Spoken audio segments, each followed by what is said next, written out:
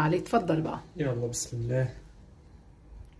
شوفوا هيك اللحمة علي من ذوبانة. عشاق الفاصولية. شوف اللحمة شو ذوبانة. كل الفاصولية طلع خضرة مع يابسة. لحماتي رح تطب. شلون؟ تعي على الضوء. طيب فوكس يعني ما عم تعرفي تسوي طاولة. انت روح على الضوء. شي ما بيشبهه شي. يلا بسم الله. شلون علي؟ ذوبانين ذوبان شي غرام. يلا انت بدك تعشى يعني هون؟ يلا لو 200 3 ومنون. شي نظم من الأخير. السلام عليكم ورحمة الله وبركاته. اليوم طبختي فاصولية يابسة. هي أكلة شتوية بامتياز. مثل ما انكم شايفين أنا الفاصولية نقعتها وهلأ حطيتها على السلق. بنقعها قبل ما أنام بمي عادية من الحنفية بعد طبعا ما بنقيها مثل ما انكم شايفين. وهي هون بدي أعملها باللحم الشاف. هلا هاي الأكلة كل حدا بيساويها على طريقته، يعني كل واحد بيختلف عن التاني، بس أنا بدي أساويها على الطريقة المتعودين عليها بحلب. وراح أساوي كمان جنبها حتى تطلع أطيب وأطيب برغل مع شعيرية وبالدهنة. يا سلام، ولا أطيب من هيك. واللي ما بيحب البرغل بتعملوا رز ما في مشكلة، بس هلا بالشتاء البرغل مع الدهنة روعة. هلا هون شعلت على الفاصولية بدي أسلقها.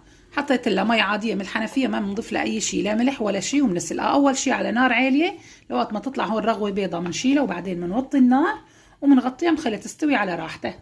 وهون بشوية زيت زيتون صغيرة حطيت الزيت مثل ما انكم شايفين، وحطيت اللحمة بدي هيك بس اياها تاخذ هيك لون من شان كمان احط لها المي السخنة واسلقها. اما بالنسبة لهي الطريقة انا كمان عملتها بعدة طرق، عملتها باللحمة وعملتها بالفروج وعملتها بلا لحمة وبلحمة ناعمة كمان. بتلاقوهم كلياتهم ان شاء الله بصندوق الوصف. طرق ولا اطيب ولا احسن من هيك. شي نظم من الاخير. شوي بسم الله. انتبهوا اللحمة على نار عالية. هلا بعد ما قلبتها هيك شوي طبعا هي بنغطيها وبنروح وبنجي بنقلبها بس لحتى تاخذ لون. نشوف اللحمة بسم الله صارت جاهزة. نحط لها المي السخنة. بسم الله الرحمن الرحيم. هي مي سخنة غالية، ما تحطوا مي باردة لأن اللحمة بتشد وبتطول لتستوي. هلا هون اللحمة عندي لسه على نار عالية بقى. هون طلعت الريم أو الزفرة بنشيلها بسم الله. هلا هون بقى بنوطي النار وبنحط البهارات الخشنة أو المنكهات. هون عندي ورق غار وكبش قرنفل وحب هيل، وانتم الموجود عندكم حطوه. بتحسوا تحطوا شقفة بصلة كمان، بس انتبهوا ملح هلا ما بنحط. لما تقرب تستوي ما يبقى لها شي بدها تستوي بنقوم بنحط الملح.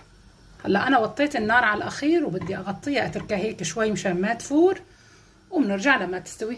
هلا الفاصوليه كمان مثل ما انكم شايفين طلعت هي الرغوه البيضة هي كلها بدنا نشيلها هيك. انا المي ما بدي اياها، انا بالاخير بدي اصفيها من ميتها وهي ميتها بدي اكبها، بس رغم هيك لازم هي نشيلها الرغوه البيضة بسم الله. وهلا كمان بنغطيها مثل ما غطينا اللحمه موغطى كامل، وبنوطي مثل الشمعه وبنتركها تستوي على مهله.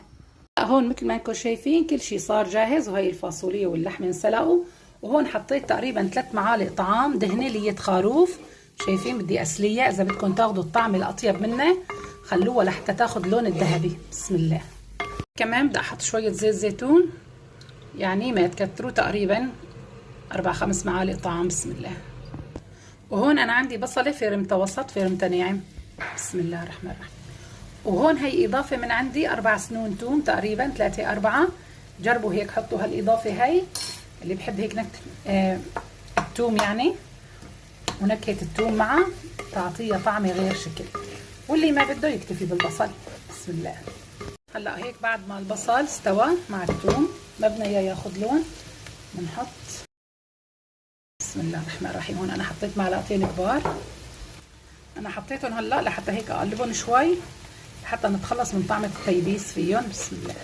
اذا كان عم تستعملوا مية الفرنجي اللي بالعلب المريقه شوي فحطوا 3 معالق 3-4 كمان بتاخذ، بس انا هي عم بستعمل السوريه الحامضه المنظومه عشان هيك حطيت معلقتين. وهلا خليني كمان احط اللحمه بسم الله الرحمن الرحيم.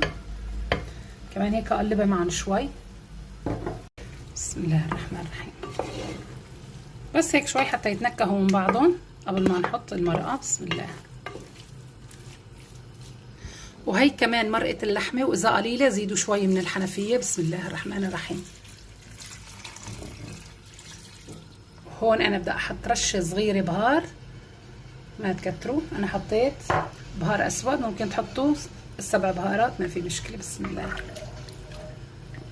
وهلا مجرد ما تطلع بالغلوه، مجرد ما تغلي، بطب الفاصوليه وبنرجع. هلا هون عندي 3 كاسات برغل خشن، هذا الحبته خشنه شايفينه، مو الناعم اللي بنسويه للكبه، لا الثاني الخشن. وهون عندي كاسه شعيريه، العيار بنفس الكاسه. 3 كاسات من البرغل بدهم كاسه من الشعيريه، نفس الكاسه اللي بنعير فيها، ونفسها هي بدنا نعير فيها مي. وهون عندي دهنه، عندي 4 معالق تقريبا دهنه. وهون رح ناخذ الطعم الطيبه. لما هلا بنسلي الدهنه وبنخليها توصل للون الذهبي. وهلا بعد ما سليت الدهنه بدي احط كمان تقريبا نص فنجان صغير قهوه زيت زيتون. بسم الله الرحمن الرحيم. واللي ما بده يحط زيت زيتون يكتفي بالدهنه كمان بتكفي. هلا هون عندي كاسه شعيريه. بسم الله. هذا اللون الذهبي اللي بدي اياه. وهلا كمان حط البرغل، حمصه هيك شوي. اذا البرغل ما هو مكفول خصلوه خصله هيك بالمصفي على السريع، واذا مكفول ما في داعي. بسم الله. وهي كمان حطيت ملح، الملح حسب الرغبه. انا حطيت تقريبا نص معلقه كبيره، يعني معلقه طعام. وهي عيار المي، كل كاسة برغل بتاخد 1.5 كاسة مي، وكاسة الشعيرية بدها كاسة مي.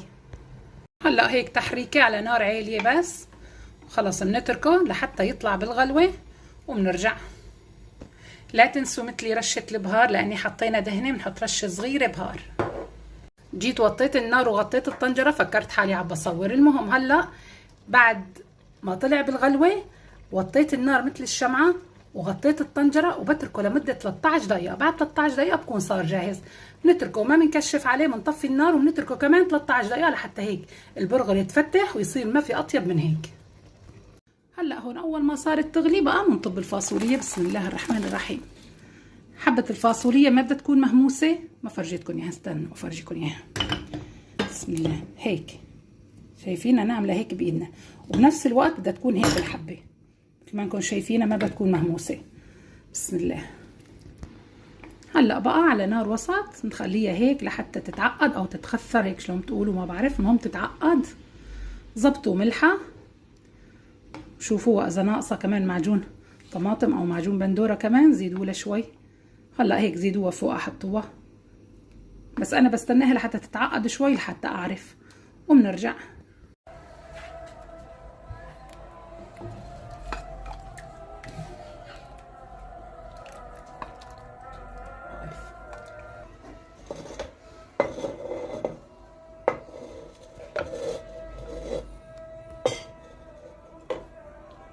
وهيك طبختي صارت جاهزة. رشة بهار للبرغل وكمان للفاصولية. بسم الله.